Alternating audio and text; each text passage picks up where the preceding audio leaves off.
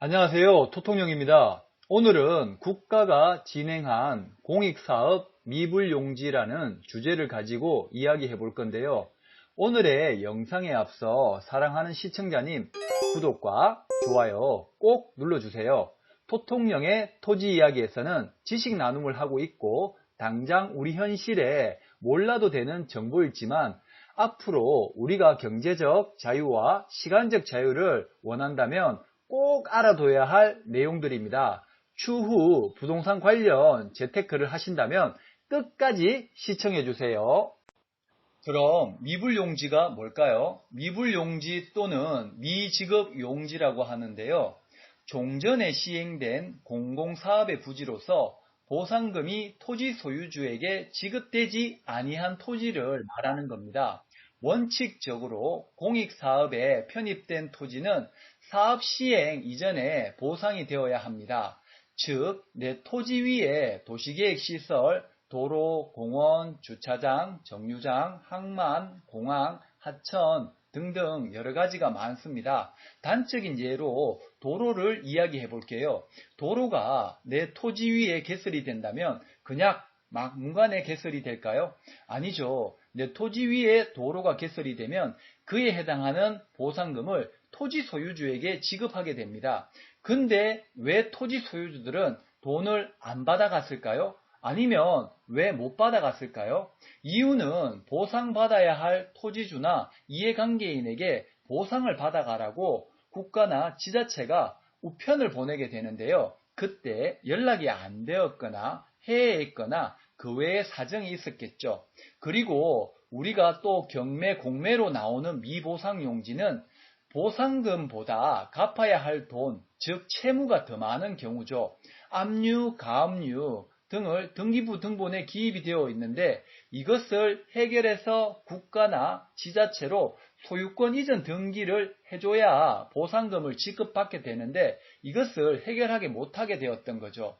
그리고 추후 채권자는 이 돈을 회수하기 위해 미보상 용지를 경매에 붙이게 되는데 그럼 경락받은 새로운 소유주는 소멸 기준 이후 압류, 가압류 등등 소멸이 다 되어 소유권을 이전을 마친 후 지자체에 과거 공익사업을 했던 보상금을 수령하겠다고 신청하고 지자체로 명의 이전을 해주고 보상금을 받게 되는데요. 이것을 미불용지 또는 미지급용지라고 합니다. 그럼 공익사업은 국가에서 하는 공익사업과 지자체에서 하는 공익사업이 있습니다. 먼저 국가에서 하는 공익사업의 보상금에 대해 이야기를 해보겠습니다. 이게 왜 중요할까? 우리는 미지급 용지에 대해서 공부하고 이야기합니다. 즉, 추후 미지급 용지를 낙찰을 받으면 보상을 많이 받아가야 하는데요. 근데 국가에서 하는 고속도로, 국도, 항만, 공항, 철도 등 공익사업을 하고 보상금을 토지 소유주에게 보상받아 가라고 이야기를 했는데 안 받아가면 국가에서 하는 공익사업은 공탁이라는 제도를 이용합니다. 그럼 공탁이 뭘까요? 금전, 유가증권, 기타의 물품을 공탁소에 임치하는 것으로 합의가 이루어지지 않을 때 가해자 쪽이 적절한 금액을 법원에 맡겨 합의에 최선을 다했음을 증명해 보이기 위한 것입니다. 즉, 법령의 규정에 따른 원인에 의해 금전, 유가증권, 기타의 물품을 국가기관, 법원의 공탁소를 말하는 거죠. 맡김으로 일정한 법률상의 목적을 달성하려고 하는 제도입니다. 다시 말해 공탁은 국가가 토지 소유주에게 보상금을 지급해야 되는데 안 받아가거나 못 받아가는 경우 법원에다가 강제적으로 보상 금액만큼의 돈을 맡겨버리는 제도입니다. 그러면 추후 몇십 년이 흘러 미보상 용지가 경매 시장에 나와 새로운 소유주는 경락을 받아 보상금을 많이 수령하겠지라고 생각을 해서 낙찰을 받았지만 과거 보상금액의 공탁금만큼만 찾아올 수밖에 없습니다. 예를 들어 2002년도에 공익사업이 진행이 되었고 그 토지의 보상금액이 1천만 원이 보상금액이고 국가는 공탁을 1천만 원의 보상금액을 찾아가라고 1천만 원을 공탁하게 됩니다. 추후 2019년도에 주변에 시세가 많이 올라 경매, 공매, 감정가는 6천만 원까지 올라갔습니다. 그래서 새로운 소유주는 몇 번 유찰 끝에 낙찰을 4천만 원으로 받아 추후 미보상 용지 신청하면 6천만 원 보상받아가서 2천의 차익이 생기겠지라고 생각하지만 결과적으로 공탁이 되었기 때문에 1천만 원 밖에 보상이 안 된다라는 거죠. 그러면 오히려 3천만 원의 손해가 나게 되는 겁니다. 그럼 향후 수십 년이 흘러 주변 시세가 올라 공익사업 당시 보상금액으로 지급이 되는 건데 국가는 공익사업의 보상금액을 미수령 시 공탁이라는 제도를 이용하기 때문에 이거를 꼭 알아두셔야 됩니다. 그럼 지자체는 공익사업 후 보상금을 수령해 가지 않는다면 어떻게 할까요?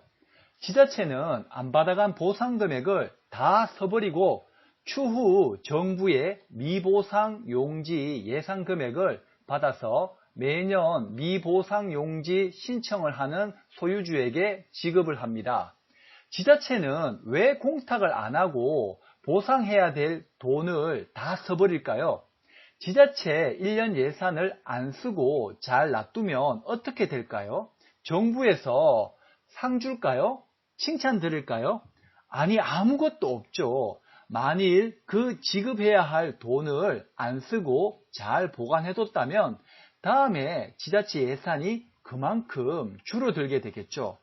지자체는 예산을 많이 받아오는 것을 정말 좋아합니다. 예산을 정부로부터 많이 받아낸다는 것은 시, 군, 구청장님의 위대하신 능력이 되시겠죠. 그러니 지자체는 보상 안 받아간 돈이 있다면 그 돈을 다른 데 비용으로 다 써버리게 되는 거죠. 그 다음 해에 예산을 많이 받기 위해 공탁을 잘 안 하는 겁니다. 그럼 이런 경우 2002년도에 보상금액이 1천만 원이 예상 보상금액이라면 현재 2019년도에는 그 일대 시세가 많이 올랐다면 현재의 기준으로 미보상금을 지급 시 감평사가 이인을 써서 보상금을 새로 감정평가하겠죠. 2002년도에 1천이 보상이지만 현재의 경매나 공매 감정가가 5천이라면 적어도 우리는 3천에 낙찰 받는다면 미보상 금액을 5천만 원이 될 수가 있겠죠. 그럼 2천의 차익이 남게 되는 겁니다. 그럼 국도냐 지방도냐 어떻게 구별할까요? 일전에 도로 표지판 기억하시나요? 이 도로 표지판을 잘 기억하고 모르면 적어두세요. 경매나 공매 물건을 발굴하다가 미보상 용지인 것 같다라고 생각이 드시면 네이버 지도 위에다가 물건 주소를 입력을 하시고 축척을 낮춰주세요. 그러면 도로가 국도인지 지방도인지 도로 번호 표지판으로 확인이 될 겁니다. 그래서 고속도로 국도이면 국도관리청의 미보상 용지 여부를 확인하시면 되실 거고 지방도이면 각 관할 지자체의 미보상 용지 여부를 확인하시면 됩니다. 여기는 37번 국도 이미 확인이 되시죠? 사진상 도로 보이시죠? 그러면 내 토지 위에 도로 포장이 되었다. 그럼 미보상 용지임이 직감이 오시죠? 그래서 조금 전과 같이 네이버 지도를 이용하여 국도임을 확인을 했고 국도관리청에 미보상 용지 여부를 확인을 해야겠죠. 그럼 미보상 용지가 맞다고 한다면 첫 번째, 공탁이 되었는지 안 되었는지 이거 아주 중요합니다. 공탁이 되었다면 지금의 현재의 보상이 아니라 과거 공익사업 집행한 시기에 보상 금액으로 법원으로 찾아가야 됩니다. 두 번째, 공익사업 집행한 시기가 언제쯤인지 꼭 물어보셔야 합니다. 공탁 시기가 10년이 지났다면 국고로 환수되었을 가능성도 있습니다. 공탁 금액이 국고로 환수되다고요? 네, 채권의 소멸시효라는 것이 있습니다. 채권의 소멸시효가 뭘까요? 대여금과 같이 일반적인 채권은 10년, 상법상 적용받는 상사채권은 5년, 국세, 지방세, 은행 채권은 5년, 물품 대금은 3년, 이와 같이 시간만 지나게 되면 소멸시효가 완성이 되는데요.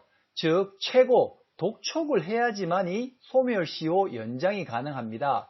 지급명령 등의 소장을 접수를 하셔야 되고, 최고, 독촉하지 않으면, 즉 돈 빌려준 사람이 채권에 대해 권리 행사를 하지 않게 되면 돈 갚아야 할 사람은 시간만 버티면 법적으로 돈을 안 갚아도 된다는 거죠. 이게 채권의 소멸시효 완성이라는 겁니다. 제가 여기서 왜 이 말씀을 드렸을까요? 간혹 국가에서 공탁을 해서 안 찾아간 돈이 국고로 회수될 수가 있다는 거죠.